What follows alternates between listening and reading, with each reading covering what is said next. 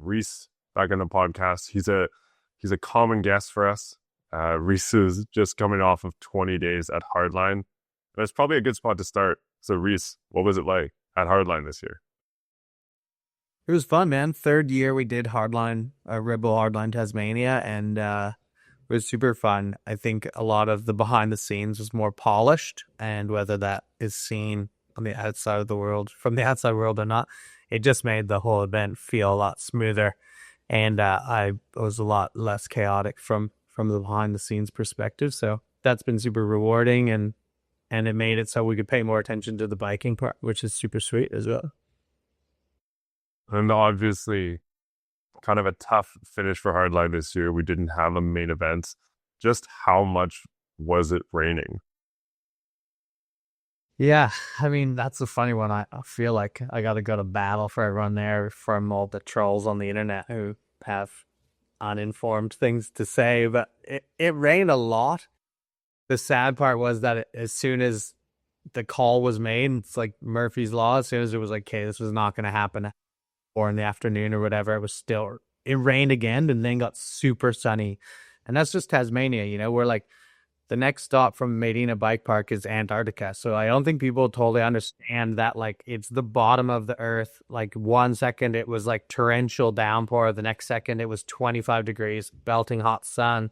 So everyone's like, it could have dried up. But if you knew the terrain there, the dirt just gets so sticky. So like if anyone was on site, they would have got it. But you lose so much speed, and those bottom jumps just you wouldn't have been able to make them. There's just no way.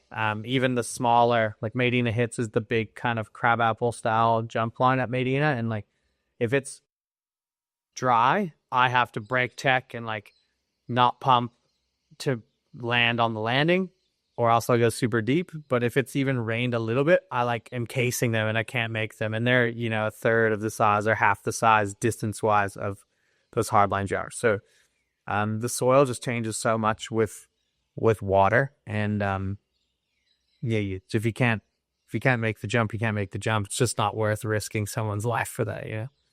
And we saw a bunch of riders not make the jump in the practice runs and get injured and not be able to compete.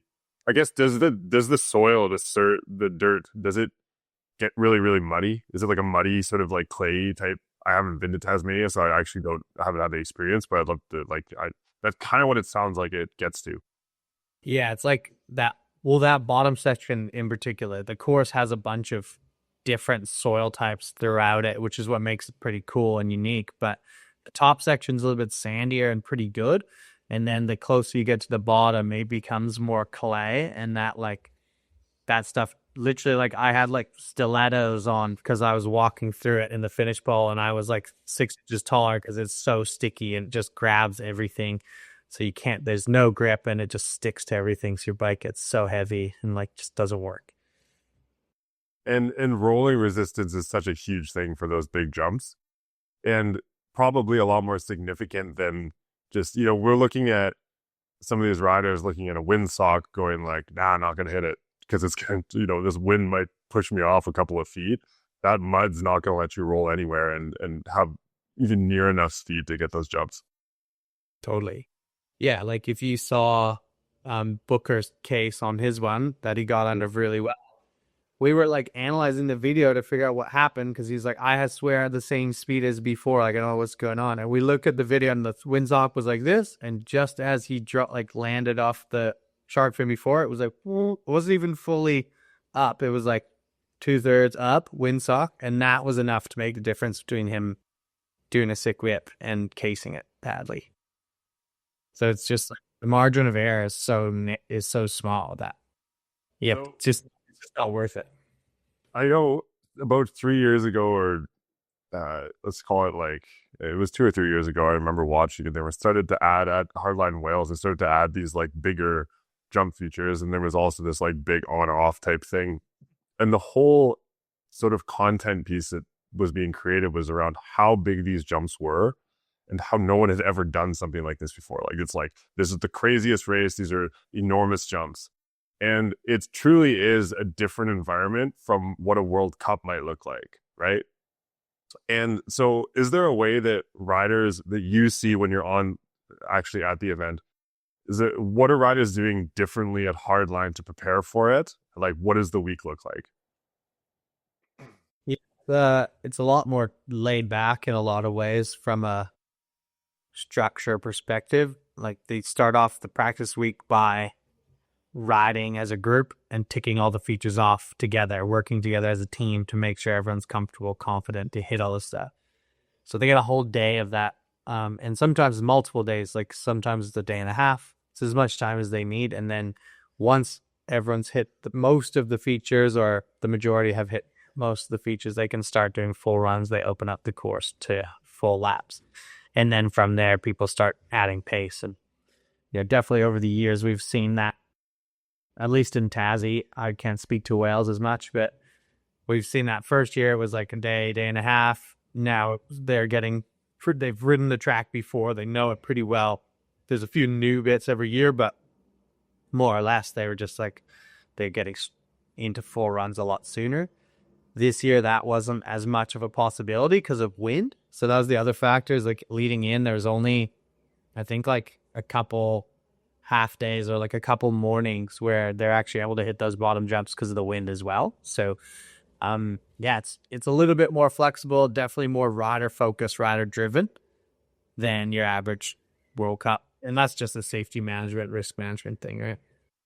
So when the riders lean on each other, it's because these features have such high consequence, right? Like that's kind of why they have to come together to hit it.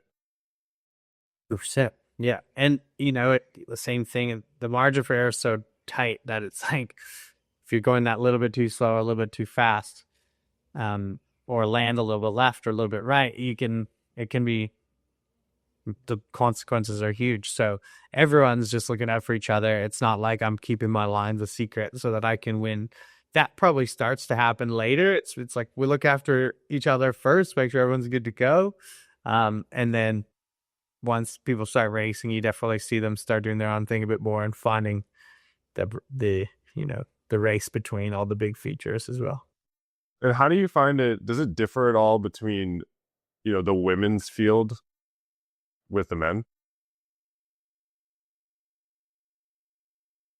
I don't think so, as much as, I mean, the women's field so supportive of each other, and the men's field do a really good job of helping and like towing them in, and supporting the women to take off all those features.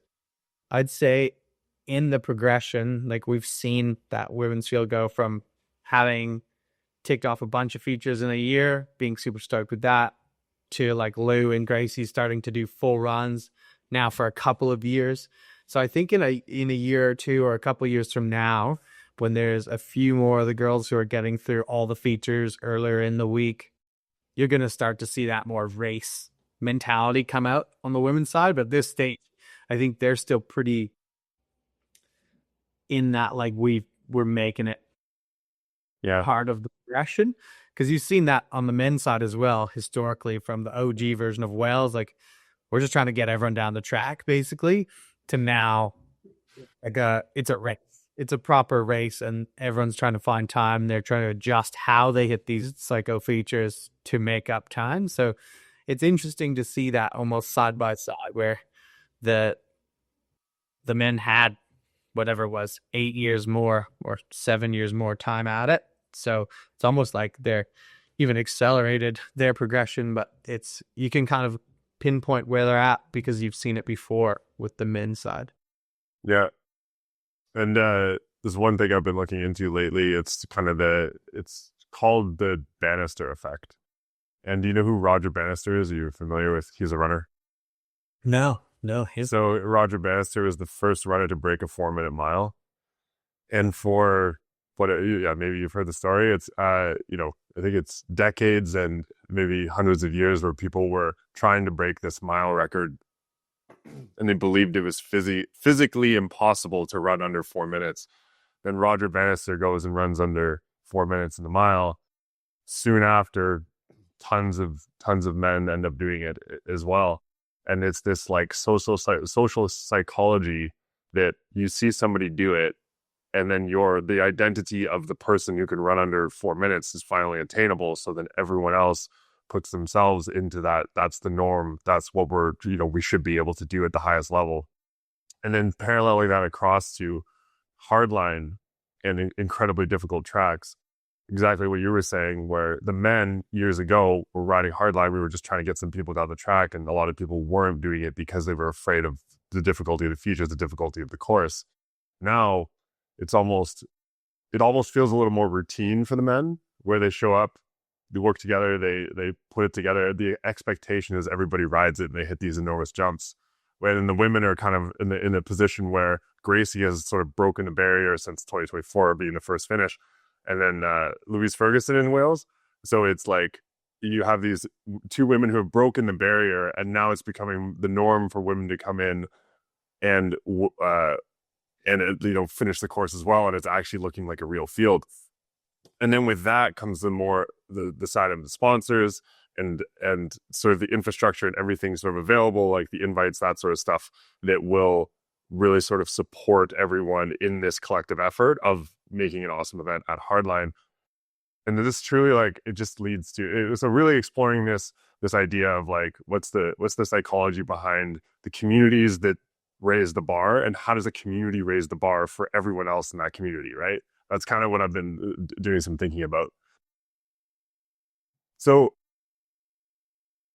shifting gears a little bit at Hardline, but what do you think was the hardest feature at Hardline this year? Good question. The hardest feature at Hardline, I mean, I guess it depends how you look at it, like hardest or scariest. I think the hardest part to race was probably that top bit. Like you saw a few people come unstuck in there. It's really narrow, really precise, a lot of off camber, like super snipers. So probably like from a technical skills perspective, the hardest to like do well and make up speed. I think mentally the hardest is just that last jump line. Like you basically committed from that road gap, right? Like you hit that road gap, and if you got the speed for that, you're set for the rest of the way. But you gotta like nail all those things, and it happens for like a decently long period. So I'd say that'd probably mentally be the hardest coming into that last jump. But man, I don't know. You probably we'd have to check with some riders about that.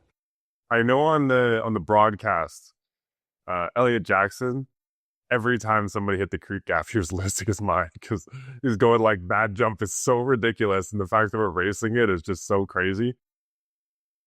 Yeah, and you watched like there's a few moments where I was like, oh, because they're not just hitting it to clear it; they're finding how much they can scrub it. But like, your average person, if you try to scrub a jump like on A line or a normal size tabletop, you sometimes overdo it, and then you like case it because you've over scrubbed it off or something. And like, it was Troy I watched in particular, and he looked like he didn't go any higher than the. If you watch his thing back, he squashed it so perfectly. I was like, he's going in the middle. There's no way. But he kept like the flattest arc over that, which time-wise probably was a huge difference. But I just was like, oh no. And then he just buttered onto the top of the landing. I was like, dude, that was terrible. Incredible. It's crazy that washing jumps that size. So you had your role at Hardline, but you're a coach, and with Apogee Coaching, and also just like the stuff you do in person. And you had a couple of athletes there, and how did they do? Yeah, it was pretty sick. A few of our Aussie first year elites, I was going to say juniors, they used to be juniors, managed to get the wild card slots. So Hudson, Will, and Carter, and then Sasha Kim as well got in there, who I don't really coach as much anymore, but used to be when he was a little grom around Medina. And they smashed it by all accounts. They don't always let the wild cards race based on numbers and who stays in and all those factors, but they were just in there the same as everyone else and riding at an incredible pace, and they were doing full runs, and so they got the call up to do seating, and they did super well. Carter ended up 6th. Hudson was on a crazy run, and he's like first year out of junior. So to go like your first race from leaving juniors is Red Bull Hardline. It's pretty nuts, and they just wore it so well. You know, you can see the nerves and the excitement and all of it. But they just, it was a cool thing to see them manage that, and also be in there going like, I'm going to go race. Like, I'm not here just in awe of these people I've been looking up to my whole life. They were like, we'll never crack. Let's go. So that was pretty cool, and it was super rewarding for as a coach to see that maturity from your athletes, for sure. I think these younger kids too are a little more ballsy when it comes to some of the big stuff, where they'll go out and they're trying to prove themselves and they want to have fun.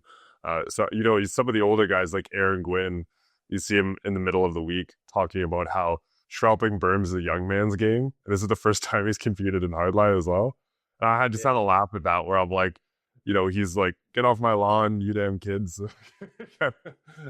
But so I guess with your athletes, you talked about how athletes in general prepare for hardline. You find they're a little more laid back when it comes to hardline, with your athletes specifically.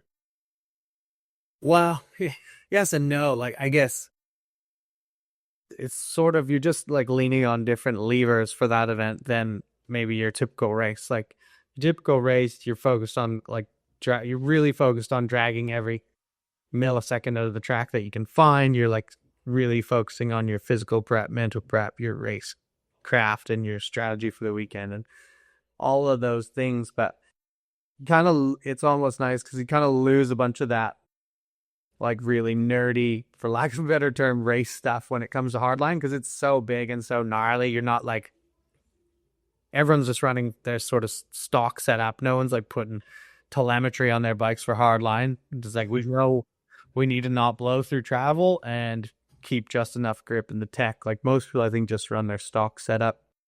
And then like mentally, it's almost again simplified because it's terrifying and it's so gnarly that you're not like, hey man, are you visualizing your run and like finding that millisecond for that extra bit of performance? It's like, hey man, are you okay?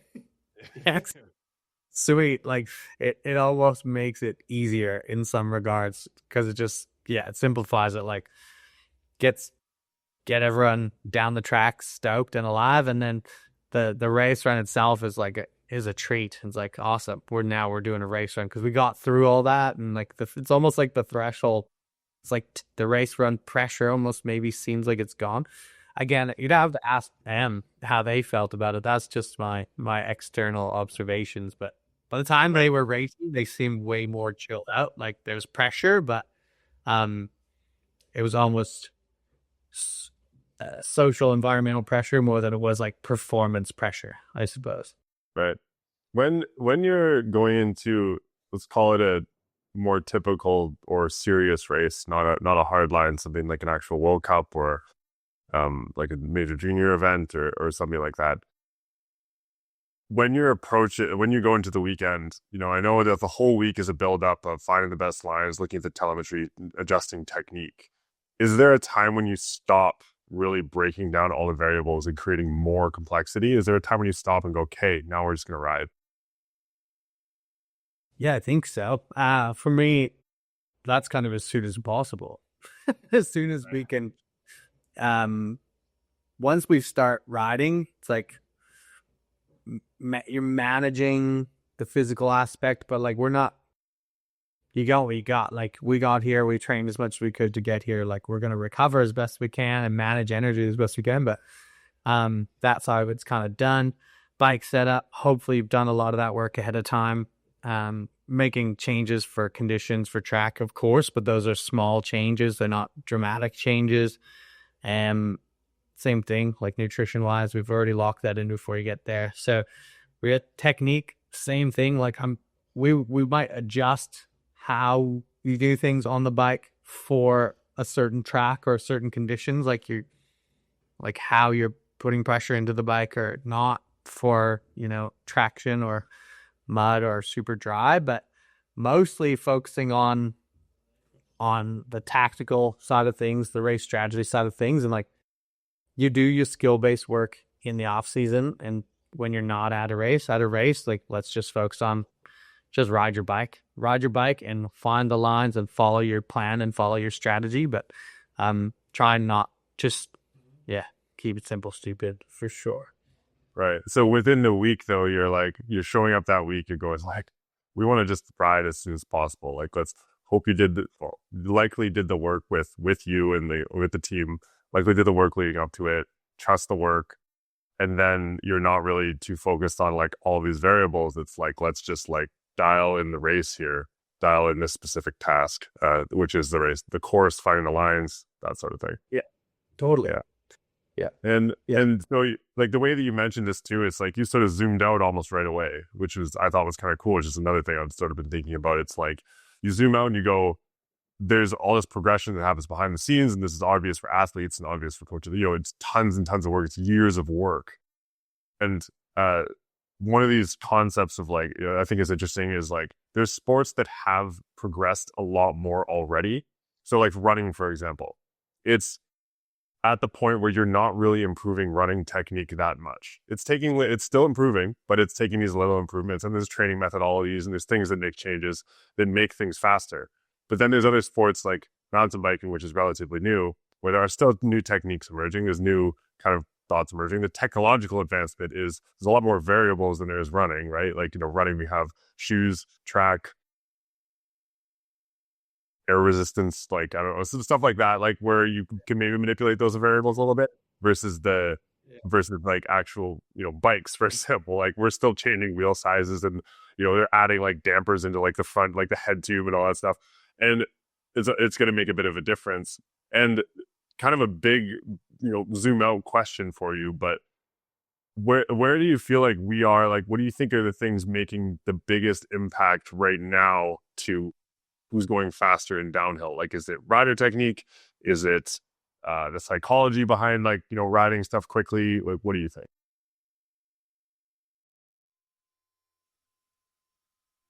I think it's impossible to pick one.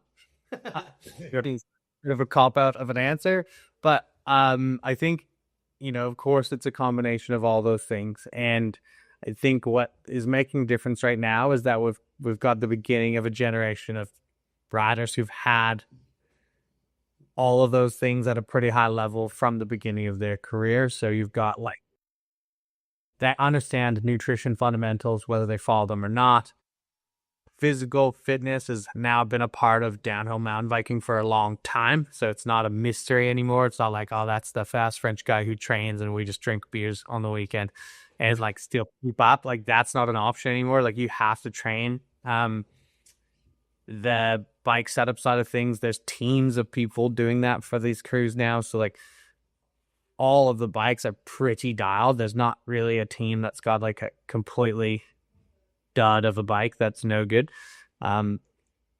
So I really do, partially, I guess, to circle all that background, that's why I think it's like the mental side and the skill side of it is still shining through more than ever, is because for a period of time, if you had like a bike that surpassed everyone else or some training method or whatever, or you just started training super hard, you got a long way. Like, even, let's say like 6 or 7 years ago, there's a few people who got a lot of results they maybe wouldn't have got because they're super fit or something like that. Now that those have all sort of leveled out, the fitness, the equipment performance, it's almost come back to like, well, at the end of the day, it's like skill based and it's performance based, which is the mental side of it. So whoever can consistently apply their skills the best they can in that race environment seems to be winning, and yeah, that you just look at that from, I mean, we just saw the like Asa dude, he's just done. He's doing it consistently. He's not like out of his depth when he's doing those runs. Like his run at Mount St. Anne to finish the year, and then this run, like he was having fun riding his bike. He wasn't like freaking out or like stressed that he had to put down some crazy performance. That's how good he is at biking. He's just biking how he knows how to bike right now, which is gnarly.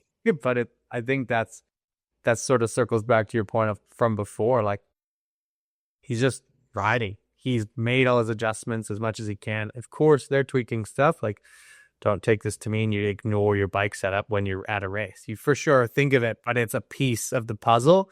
It's not the primary focus. That's your side dish that you're definitely looking at, but you put the work into that hopefully ahead of time. And now when we ride, we just want to be riding free and loose, and like I try to get the guys to like have fun on the track. Like, going fast is fun. That's why we're all here. We love going fast. So it's like, let's have some fun, find some lines, like enjoy that process of puzzling, because it is cool, and unlocking stuff is cool, and trying gaps is cool and fun. And yeah, I think that to me seems to be the recipe, is like, do your homework in the off season on those things, and then allow the skill-based side of your riding to shine through by having like a good perspective and a good mental pillar to lean on, so that you can be having fun and enjoying your racing process. Right. And it's at the end of the day too, it takes a community of riders to really figure out what the best way is to do anything. Downhill mountain biking and mountain biking is in such a cool spot right now, because it's still developing quite quickly, and it's really those things that we can control. So first there's like the tech. There's the tech that's like your bike and all that kind of stuff, and that the industry is going to move that forward, and we don't necessarily have control over that. The riders can say like, I like this thing, I don't like this, let's try these new things. We can say the similar things as well, but and the industry will go in those directions. But that's the platform for then what is your, this is the training we want to do, these are the techniques we want to use, and then this is the psychology we want to use behind it as well. And it's a really cool spot, because you're still seeing, the best example I can think of right now would be like Loic dominating with a relatively quiet style, smashing through features and like, riding like within his, let's call it the 85%. We've talked about this before, 85% of his like capacity, but like really smooth, really solid, really stable, to now a Jackson who is hitting micro features, doing like much smaller than Loic, like jumping all over the place, like more active on the bike, and ultimately going faster in a lot of cases. So it's still like there's not a ideal, like there's not a perfect idea of what a rider can be. And then looking at, you can even look at other sports too.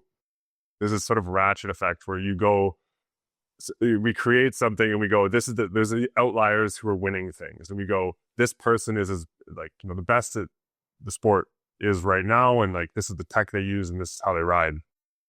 And then we have that younger generation who looks at them, they aspire to be them, and they come up and they go, like they are already using those best practices right now. But then with those best practices, that platform, they find new things to implement. There's like, they're going to go faster, they're going to be more efficient. It's really cool to see. It's a great spot for a mountain bike to be right now. It's like one of the most exciting sports. I call it the most exciting non-Olympic sport. It's like with the Olympics on right now, it's the most exciting non-Olympic sport in my opinion. And then to your other point of these like younger guys like Asa, there was a one clip of him last year doing the manual after he had a bad run. I think he crashed or something, but he just comes down and he does a manual through the exit gates, which is a doorway. He does this manual while braking almost to a stop, and he goes through the exit door. Do you remember this clip? Yeah. And what it made me think is I was like, man, these kids are better at riding bikes than I am at walking. They can go through a door like while manualing. And sometimes you see Asa or like Jackson get off a bike and they look a little more awkward than they do on the bike. Like they're so comfortable on these incredible machines, and they really are that first generation to like come up and have, this amazing amount of control over the bikes that we've had for the last 15 years or so. Yeah, it's nuts. And it's funny, what was the name of the running effect? It almost rubs off in that hardline environment, is like what made me think of it, is because it kind of G's you up. There's a few people getting around. You can see they're like, oh yeah, I think I could have a go at that. It's so, they make it look so easy out there that your average person's like, maybe I I could probably hit that. There's a few times I was like, oh, I kind of want to be on my bike. And then, I've hit a few of those jumps before, and I was like, hey, Rhys, you have no business being on your bike out there.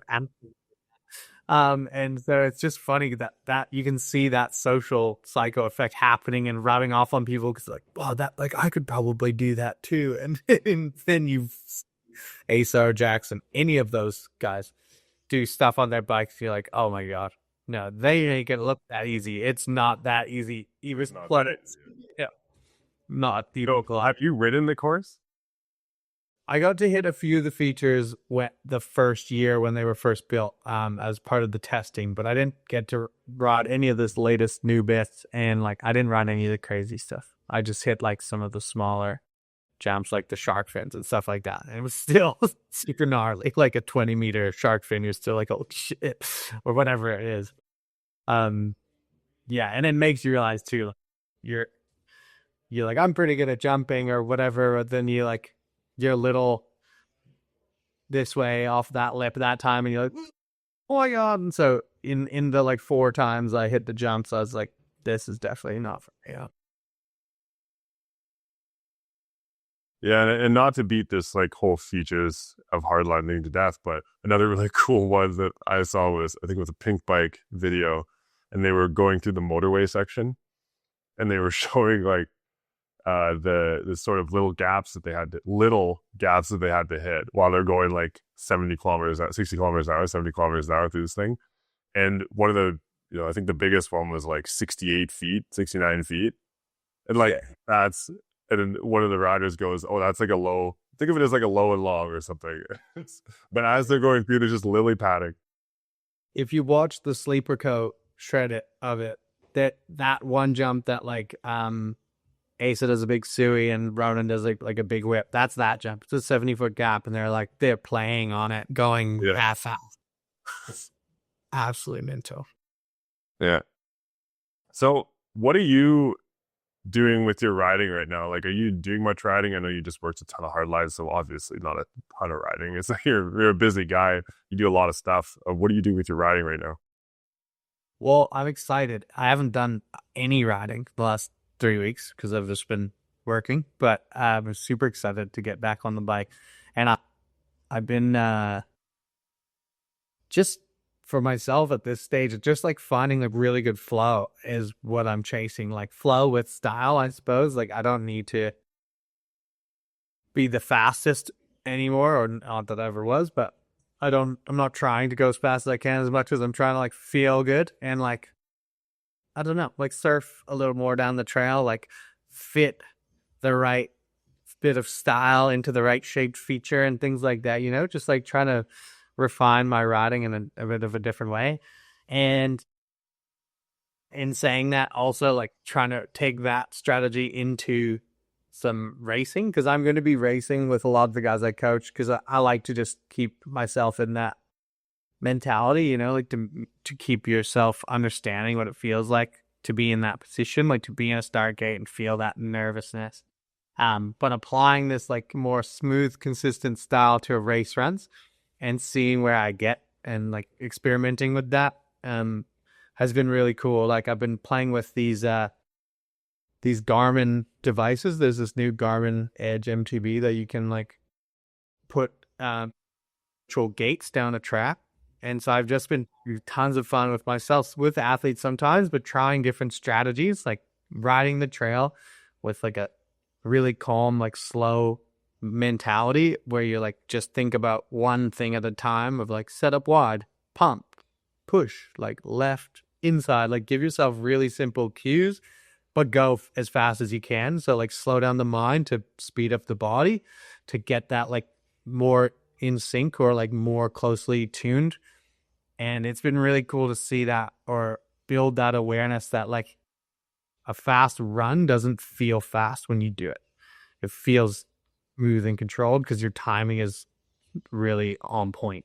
If it feels fast, it's usually because you're sliding out and drifting and things are coming at you too quick, and you're adapting all the time. So that's not usually your fastest top to bottom run.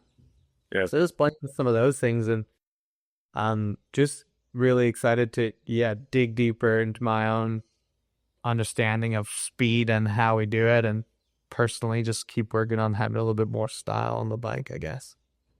You do a decent amount of surfing. Have you been out much lately? Similarly, not much lately. The forecast looks pretty good tomorrow, so I'm excited about that. But I think that is informing a lot of the way I'm thinking about hiking at the moment. Yeah. Yeah, I was gonna ask how does surfing, is there an influence to your biking now from surfing? I'm a terrible surfer, so I have to preface that I'm so bad at it. But what I really like about surfing is that there's a lot of it's a very open to interpretation sport. Like it's completely subjective. There's no timing, no time. So there's to win a surf event, it's judged. But even within the industry, surfing is just so cool because there's like people who one group thinks that is the coolest style of surfing ever. And then there's another group where like lame, boring. This is what I want to see. And so they're all very vocal and like what they like, where I feel like mountain bike, we're pigeonholed a little bit into time because there's so much race focused on it.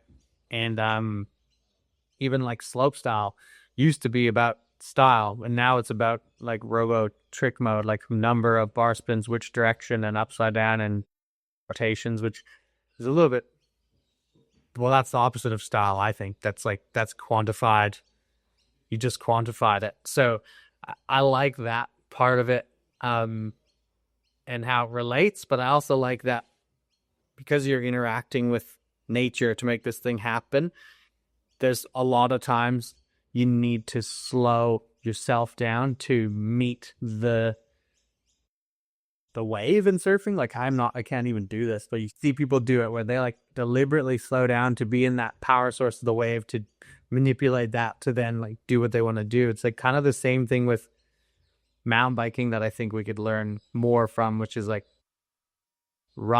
utilize the aspects of the mountain or the track or the surface that you can.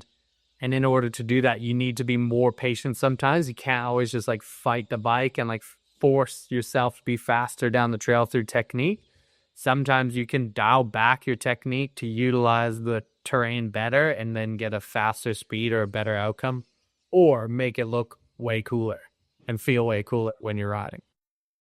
Yeah, yeah, and I'm also not a great surfer. It sounds like you're even better than I am. I'm like, standing up most of the time, and then still trying to really figure out how to get to the wave. But I'm always trying to take these little bits and pieces. Surfing is a good one for me right now because I kind of like putting myself into a situation where I'm not really good at something because there's so much room for improvement, and then really try to learn that. And I know that it takes like consistency and repetition. I'm in my 30s now. It's hard to learn something like this. Surfing, especially where you see these like 8-year-old kids stand up in Hawaii and they're doing like triple overhead, no problem. And I'm just getting like washing machine in the whitewash. And it's like, so yeah, it's cool to hear about like the difference in like nature and stuff, with, how, there's a way of, and not rushing things too. Cause you really have to like meet the level of, in surfing, you're forced to meet the level of the wave. And then in mountain biking, maybe you're forced to meet the level of the track. Yeah, I mean, to bring it back outside of like high end racing and all those things, like I think a lot of your average riders would get a lot more out of mountain biking if they were less focused on like conquering terrain and more focused on utilizing the terrain as at their skill level. And that's hard to say to anyone, and it's hard to accept. But like if you're like, say, confident blue rider, black terrain is gnarly for you at the moment, you're like just surviving, there's definitely an aspect of that where you got to build confidence in that terrain by spending time in it. Yeah. I think we often make that jump way too quick, and then our skills progression actually drops because we go into terrain that's too gnarly too soon, and then you limit your capacity to improve. It's like if you went out and the waves are too big and surfing, you're just gonna just going to be underwater the whole time. You don't get a chance to try to surf in those conditions because the barrier to entry is getting out the back, finding a wave, getting in line, not getting in anyone's way. There's so much to like actually getting to the like terrain, if you will, to get to an advanced wave. You have to be so fit and strong and understand the ocean and blah, blah, blah. There's like a multi-year process. Like I can't just go paddle out at Pipeline because I will get washed back to shore. I wouldn't make it. I'm not fit enough. I'm not good enough at duck diving. I don't have the technique to do it.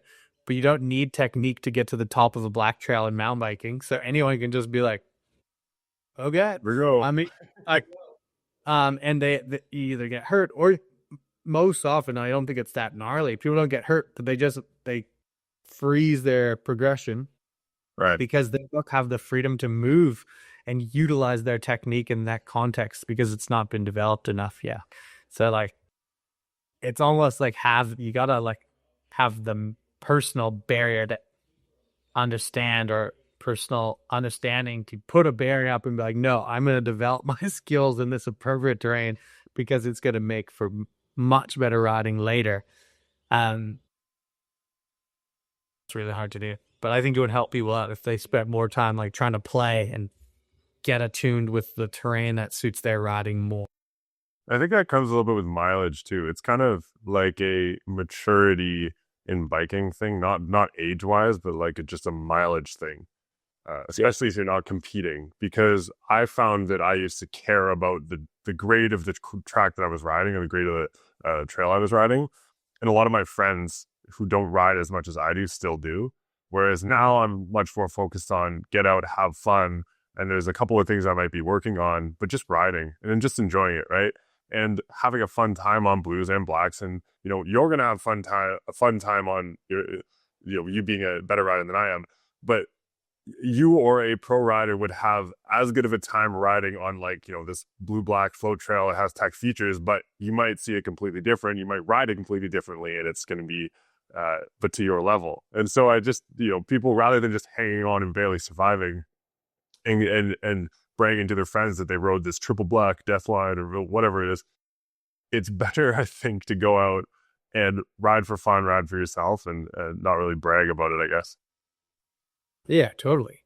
And the irony of that is that you're actually going to get better a lot quicker if you do that than if you constantly are chasing the like externally validated progression of like, I rode a harder thing or a taller drop or a bigger jump, which is cool. And I'm all for that stuff for sure. But it can be inhibitive of skill development as. Yeah.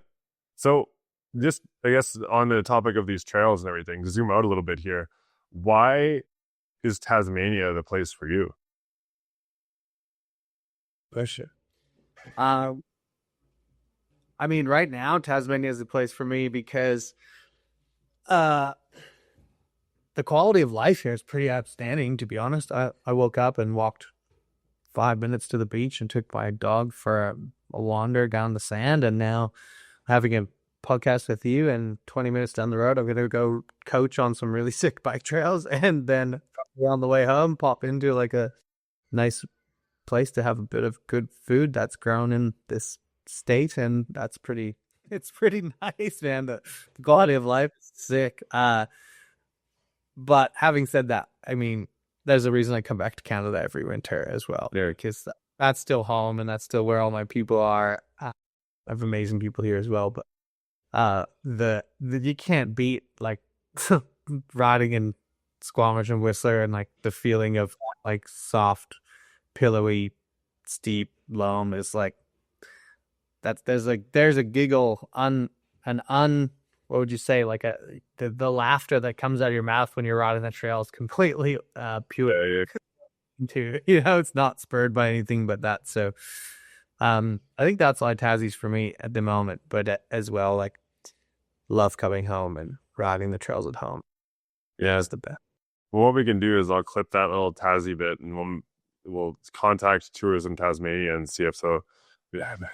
And then we'll also clip the Squamish or the See This Guy bit, and we can clip that one as well. But yeah, that's cool to hear. It's just a place, you know, I don't think a lot of people know a ton about Tasmania. It's kind of down, you know, it's the next one south is Antarctica, and people have heard of New Zealand, and I think New Zealand is even more popular than Tasmania, and like some people were down for that reason. But Tasmania it's this unexplored, and the more I've looked into it, even it seems like this very rural, sort of localized, like beautiful place, and clearly the riding's quite good, and it seems to be sort of increase it, like the amount of like riding and infrastructure being built up around mountain biking right now in Tasmania seems pretty big. I'm not trying to blow up the spot either. I Yeah. Film coming. if you want to cut this, we can. You want to blow up the spot or keep it quiet. Places a dump. Don't ever come. No, but it's so cool to have that type of feeling about a place where you're like, oh man, don't blow up our spot. This is really good. And it for sure is, right? Like there's so many of those in the mountain bike world, like unnamed locations on the island. So you've been doing more coaching online, obviously a ton of coaching in person. You're working these events in person. You're just doing like so many things. But what is it about the online space like that is special now? What are you doing right now with online with Apogee, and how is that kind of coming to life? Yeah, it's been cool, man. It's been a super super fun journey. Like basically spent like a year filming coaching videos in the woods, and then built this platform, launched the platform in May last year. So we're like, I guess 9 months into it or a little more. And that's been cool because I mean, you go from this like full focus on how to build it mode to then like, I guess we got to figure out how to sell it mode. And that can be like pretty disheartening. It's almost, I would equate it to someone the other day, like you push and push and put all your money into this thing and energy into this thing just to like run. It's basically like running a marathon and then realizing the finish line is actually the start line, because all the production you did at the beginning, you realize like, okay, now I got to explain this to people and sell it to people and get people to understand it. And the reason I say that part of it is just because my experience with online coaching at the moment is that like we're definitely at the beginning. You can tell people are a little resistant to like trying it and using it. But especially even actually just in the last week at Hardline, we've had some like pretty cool breakthroughs where people are starting to understand the technology more, and that like you can get a good bit of skill-based coaching from an online platform. And it's not here to necessarily replace, or absolutely not here to replace in-person coaching, but it is a tool to make it much more cost-effective and allow you to build a more robust program for yourself, because let's be honest, things are only getting more expensive. So if you want to do an in-person one-on-one private coaching session with me or another qualified coach, like it's going to cost $300 or more for a half day. And no one has that kind of money unless you're super wealthy to do that regularly. Like you look at another sport where you kid plays hockey or soccer or something, they go to training 3 times a week and it's like $1,500 for the year or whatever. And you're like, because the coaches are volunteers and it's all government supported and blah, blah, blah, blah, blah. We don't need to get into that. But, that's 4 bike lessons for a year. Like that's not enough. And so, it's not enough, but it's not going to be as much as you want it to be, like once a week or twice a week, So, that's been cool to see people understanding that they work together. In-person coaching, online coaching works together. Or if you're self-driving, you can get a ton out of it by having some focus and sending in some videos, getting some feedback, and working on your own riding. So that journey of that online coaching space has been really cool. And we're reinvigorated now because we've seen some breakthroughs. We did a bit of a thing with Hardline where we got some people to send some videos of a trail on the hill at Medina, and we ended up getting like 50 people send in videos for feedback. So we got them all feedback, and all the feedback on the feedback was really strong. Like, oh, this is awesome. This is really cool to see how it works. We just got to get people trying it more and using, the platforms like SportSense where we can actually interact with someone in their riding quickly and efficiently and in a meaningful way has been awesome. So that side of it, very excited for the rest of the year. And I think you definitely nailed it there, where I think it's less to do with like, obviously people see video and they go, this is an important thing for me if I'm trying to get better at what I'm doing. But they don't, both the coach side and then the athlete side, it seems like there's this, we don't quite realize how it fits together yet, even though it can seem obvious with like, yeah, send them a video and then they give you the feedback and then you go apply it on the trail, that sort of thing. And to say that riding, the in-person coaching is not going to be replaced, I think is absolutely true. But then that frequency of connection and like being able to build skill libraries and being able to reference things quickly. And then to add to all of that with everyone else, like we saw this in COVID. And during COVID, everybody went remote except for coaches. Because the tools, the perfect tools for coaches maybe didn't exist at that point. And now we're starting to, this is what we're trying to do with sports science. This is why what we're starting to see. And also that adoption, it's behavior change at the end of the day. It's getting people to try something new that's not really the norm. And the reason that everybody's going, paying $1,500 for 3 hockey lessons a week over an entire year, like, just that's the norm. The government supports it. They want to see the programs. One of the things that makes it work is it's so accessible.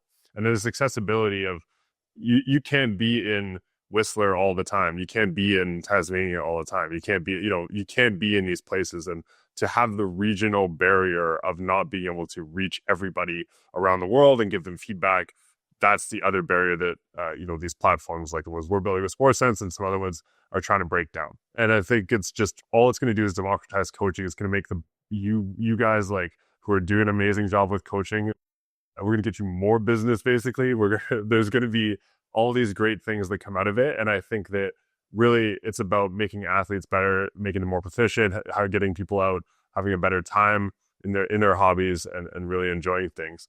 One more thing before we sort of wrap things up here, but you're building skill libraries like a little bit too, right? Like this is something you've done with Apogee. Can you talk a little bit about like what it's been like building these skill libraries and like what's worked and what hasn't?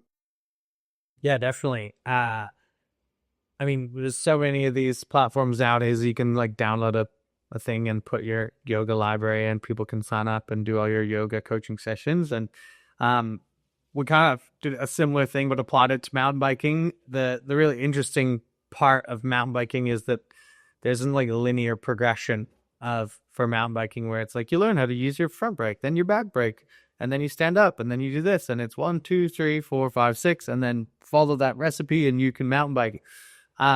It just doesn't work like that. People have different body types, different terrain, different equipment, different ranges they're comfortable in based on their previous sport experience and so on and so forth. So my goal was to create a library that was interactive so that you could get skill-based sessions that suit you and your goals and the terrain in your area and what you're trying to accomplish. So what we did was created one based on like different ability level, different riding outcomes like technical terrain, cornering, drops, flow, jumping, etc. And then different skills, so like braking, position, balance, angulation, rotation, all the different nerdy parts of how you can do things on your bike. So the library, it made it a really big job because in order for it to work well, you had to have enough of all those topics for it to work.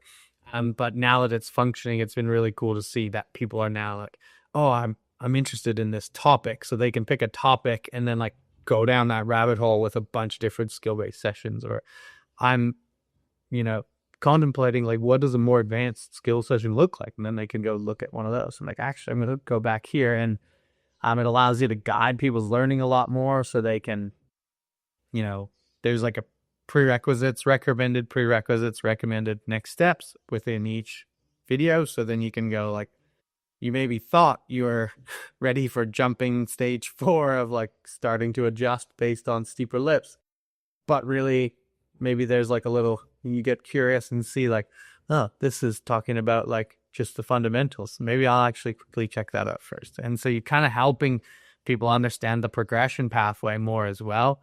So that experience has been really fun. It's been a really engaging thing to like, I think it's probably the thing that's singly most pushed my own understanding of how we ride bikes, because you got to write it all down. Like finally stopped and tried to take every lesson and drill and thing out of my head and put it on paper. And that was just a really fun exercise as a coach to go like, oh my God, so many things we can You found it, things we can do. you found it help you like learn more about like how did it help you learn more about the progressions that you had put in place? I think it did. And I think it helped me as we often learn is that like we get complacent and we like go to our fundamentals and the things that are so important. And like, if you've been teaching something for so long, you've got your like 5 key things. Like if someone wants to jump, we got to fix their position and their pressure to be able to activate the bike, and they need to be able to absorb the bike into them so they can do these things effectively. For sure, those are critical, but it pushed me to think outside the box a little bit more and think more about how we can apply those things at different levels, what things should come first, things should come second, maybe based on where people are at. And it just made me, I think, have a bit more of a zoomed out look at all these different topics. Yeah. Yeah. Well, that's fantastic to hear things are going well. It's cool to hear how much you're doing in the mountain biking space, Rhys. You seem like you're doing so much. Gotta say thanks for being on the podcast. This is a good one. Cheers, buddy.